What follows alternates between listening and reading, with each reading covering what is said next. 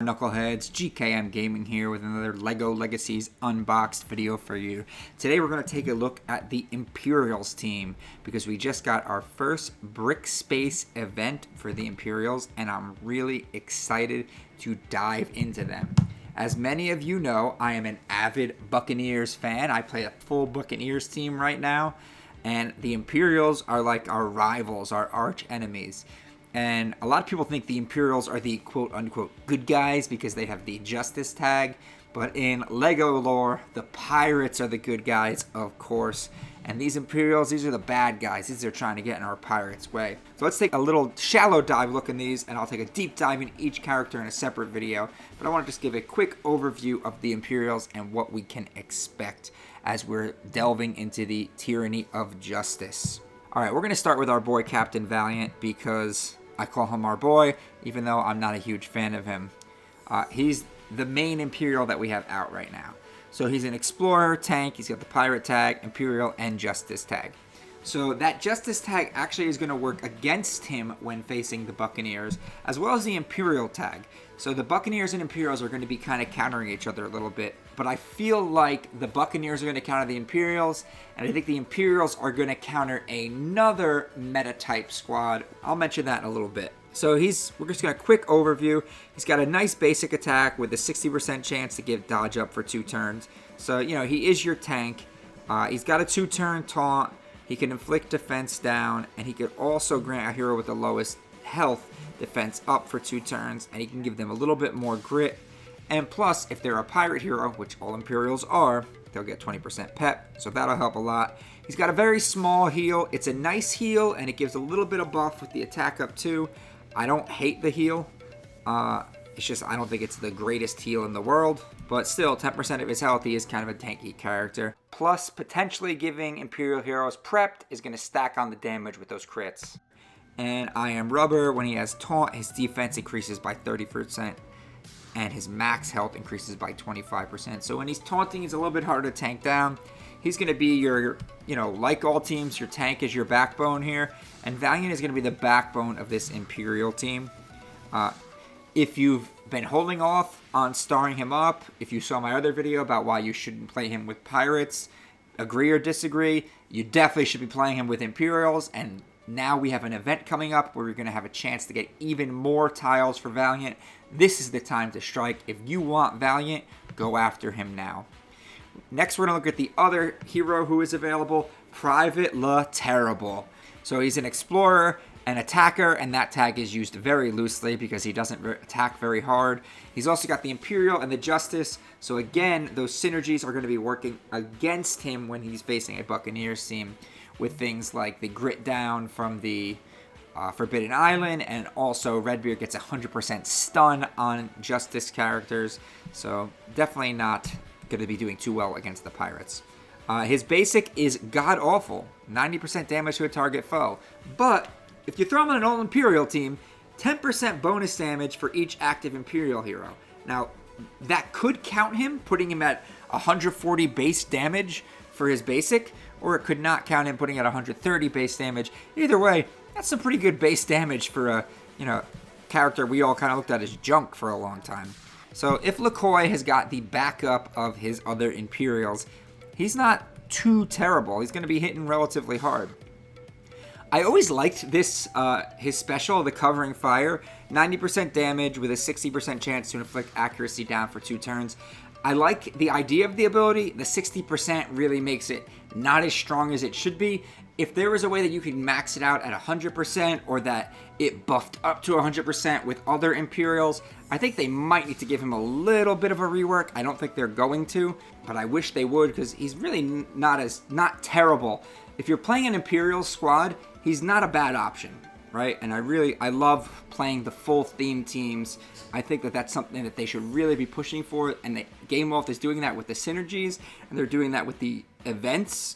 And I think they should keep doing that and have I think they should have arena events where you have to use all units with all the same tag, even down to like sub tags. Maybe you could pick, I'm going to play, you have to pick between Buccaneers, Imperials, King's Court. Like, you have to play those specific tags, or a chill team or something. Be a really nice way to expand what people have to use, which I know Game Wolf is all about that cha-ching. So if you're listening to Game Wolf, because I know you check out my channel all the time, take down some notes. And then we got his passive, Can't Keep Me Down. Yes, LaCoy, we can keep you down because you're pretty bad. But whenever he gets a debuff, he has a 50% chance to gain skill up for 2 turns. And there's some other stuff we're going to talk about with LaCoy in a little bit. There's some synergy with the set and the other heroes, but we'll come back to that later. Now I want to look at, I think this is the best unit of the Imperials, Admiral Nonsuch, solely because I love his name, but also I think he's a solid unit. He's their support, so kind of think of him like their Redbeard. Also has the Imperial tag and the Justice tag. So those 3 units, Valiant, LaCoy, and Nonsuch, are the only 3 with the Justice tag. But I feel like that tag works against them rather than helps them. There's not too much good synergy for it at the moment, but hopefully they get some. There's a little bit of good synergy, but I feel like against the Buccaneers, it's just going to hurt them because they get auto-stunned. He's got his basic, 100% damage, 20% bonus damage for each buff on the target. So, again, I said before, I think that the Buccaneers are going to counter the Imperials. I think the Imperials are going to counter some other squads that are in the meta. Who do we know that likes to buff a lot? Well, there's Castle, and also, and we're going to talk about why he counters this next squad in a second, there's Ninjago. And Ninjago is going to be moving into the meta very soon. I think after the Master Wu event, you're going to be seeing a lot of Ninjago on Arena. So he's getting 20% bonus damage for each buff on the target. This doesn't cap out. He could be doing over 200% damage to a fully buffed out target just on his basic. So he's going to be dishing. Unfortunately for Admiral Nonsuch, I don't really know any of his stats. So when we do a deep dive for him, it's going to be a little bit harder. I don't really want to go into stats too much with them. We'll do that in the deep dive. I just want to go over their synergies right now. He has Ship Shape, 130% damage to a target foe, and it clears a debuff from him. So it's a little bit of a mini cleanse, right? Save that for when you have a vulnerable on you, or an attack down or something like that you can cleanse. Unfortunately, you can't cleanse a disarm with it because you can't use the ability. The next one, I never thought this was a good ability, the Nowhere to Run, because obviously I faced him in campaign and I was like, this ability sucks. But here's why it doesn't suck though. It only deals 50% damage, so if you're just running a Buccaneers team or a Castle team, it's not really going to affect you too much.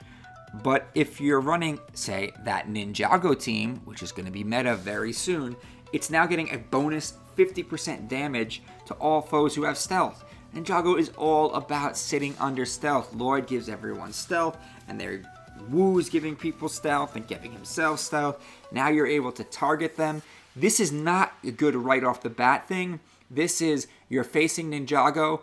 If you can somehow start targeting someone else, like a Kai or a Master Wu, and then you can get them low, and then Lloyd puts them under stealth, you can now finish them off with a pretty powerful attack from Nonsuch. So please, when you're using Nonsuch, don't waste this attack if you're facing Ninjago. This is a good tool to have in your kit. I'm not a huge fan of his passive. 30% chance to gain debuff immunity for 1 turn at the end of a turn. Yeah, it could be powerful. Debuff immunity is really powerful. 30% is not really powerful. It's almost never going to proc, probably. And then he has an ultimate, the only ultimate on the squad, and it's a pretty cool ultimate called Boarding Party. First off, the animation is amazing. If you haven't seen it yet, he literally goes in this little boat, and Private Laterrible carries him on his back, and he can heal 100% of his max health, and he inflicts buff immunity on all foes for 2 turns. Buff immunity means they can't be stealthed, they can't taunt. So, like I said, Imperials are going to be hard counters to Castle and to Ninjago. And really, it's mostly because of Nonsuch. So if Nonsuch might even be a good plug-and-play character, especially when Ninjago steps into the meta and you really need to shut down that stealth thing that Lloyd's doing and such. Now let's take a look at the 2 brand new to the game characters. I'm going to start with Governor Tierney. and he is the attacker. He's probably going to be the main attacker of the Imperial squad.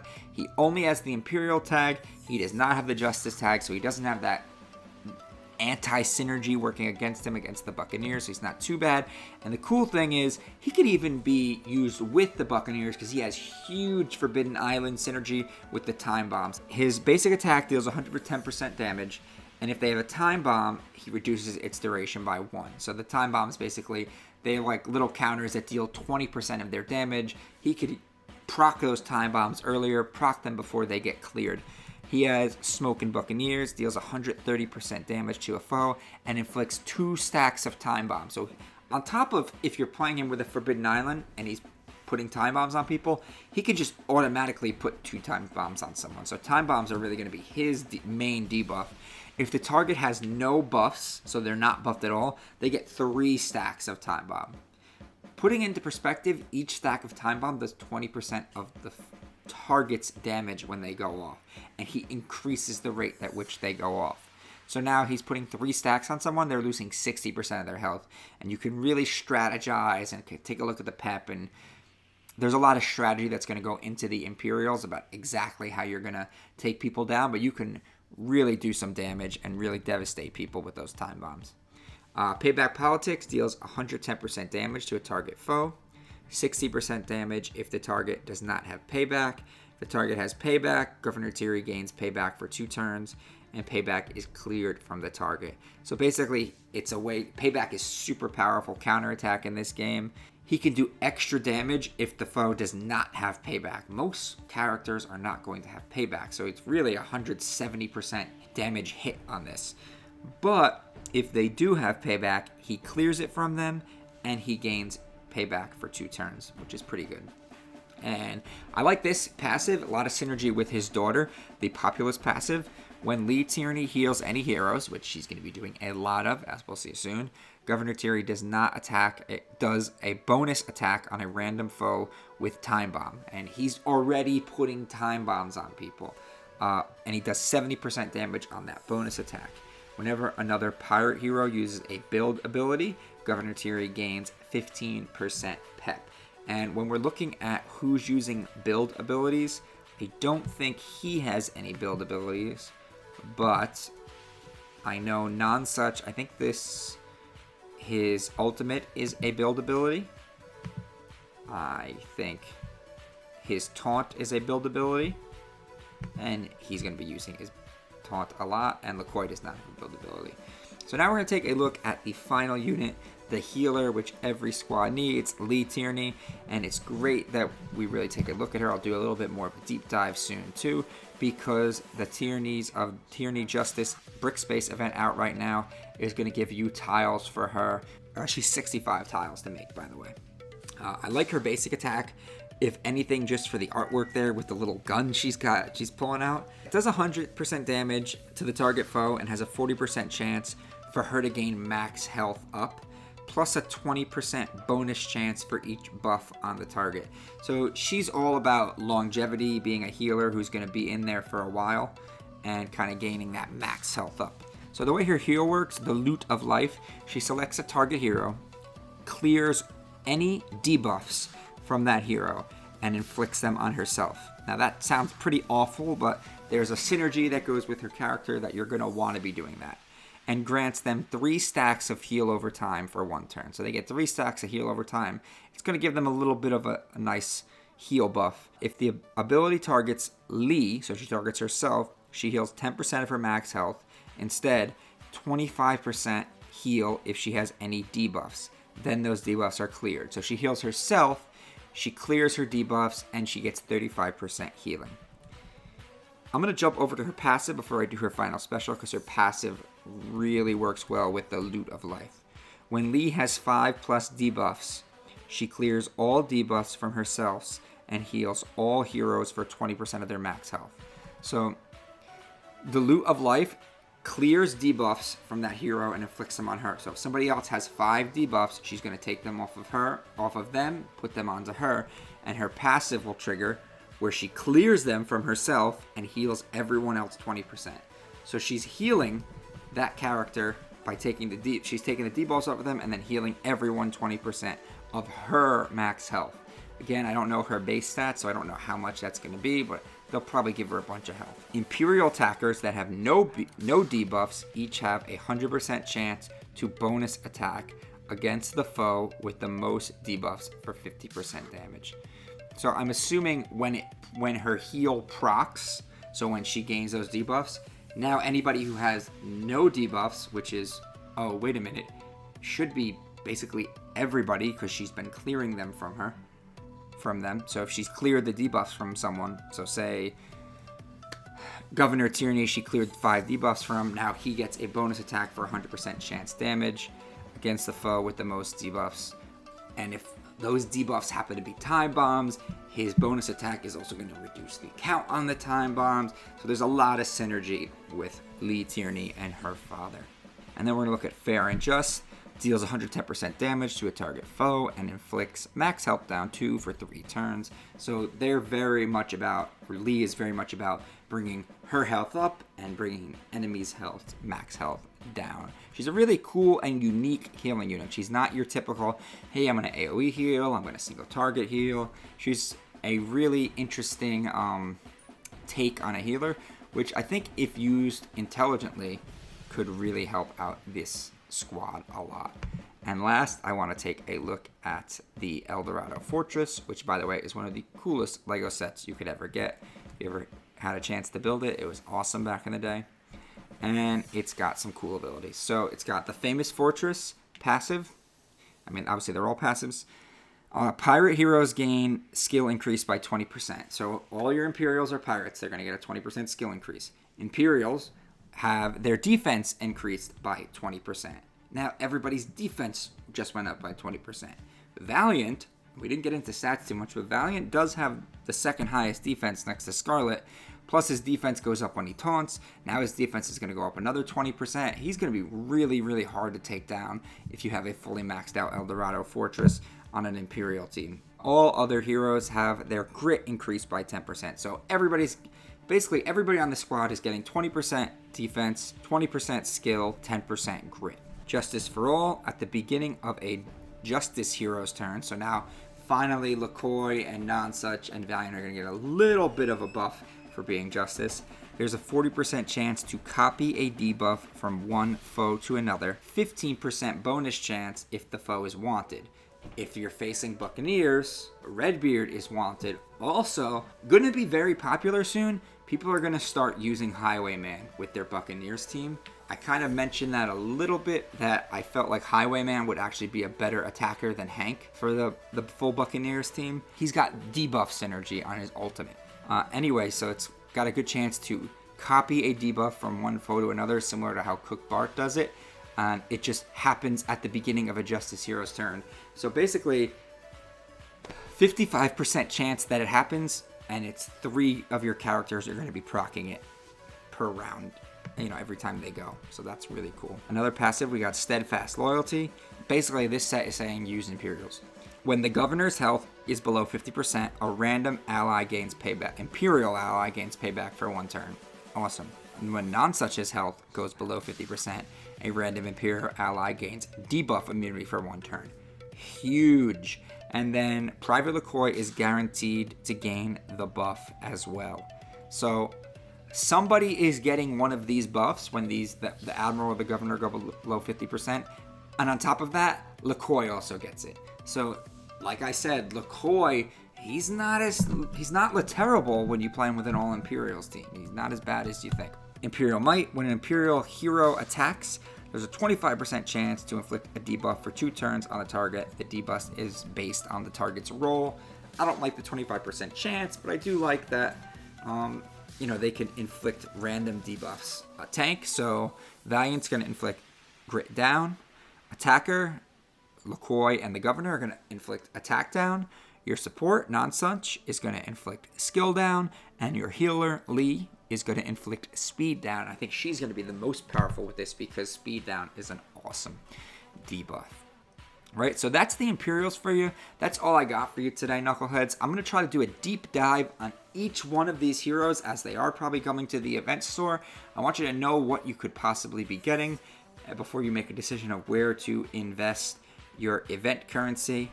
Please remember to smash that like button, hit that subscribe button, ding that little bell for some notifications, and as always, knuckle up. She blocked me on Instagram, Snapchat, I don't give a damn about that. I can see your face, still feel the same. I don't feel the need to forget your name, so